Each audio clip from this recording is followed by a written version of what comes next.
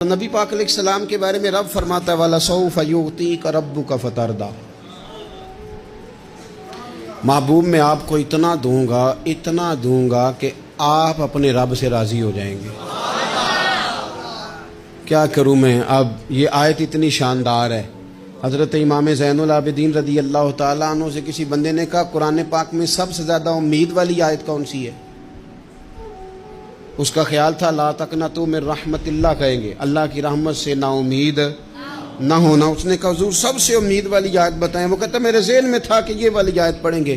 تو امام زین العابدین رضی اللہ تعالیٰ عنہ فرمانے لگے سب سے امید والی آیت ہے وَلَسَوْفَ يُعْطِيكَ رَبُّكَ فَتَرْضَىٰ، رب کہتا ہے محبوب اتنا دوں گا کہ آپ اپنے رب سے راضی ہو جائیں گے۔ آیت نازل ہو گئی تو حضور پتہ کیا فرماتے ہیں صحابہ سے؟ فرماتے ہیں رب کہتا ہے حبیب تجھے راضی کرنا ہے، اور جب تک میرے سارے غلام جنت میں گئے نہ میں نے اللہ سے راضی ہونا ہی نہیں۔ میں نہیں راضی ہوتا اللہ سے، سارے جائیں گے تو تب تو میں تو کہتا ہی رہوں گا نا قربان پچھانن والے آتا۔ او گل جان گئے پر گل کھول دے، او گل کھول دے نہیں، پتہ چل گیا بات کا۔ حضور کے بغیر گزارا، حضور کے بغیر کوئی چارہ ہی نہیں۔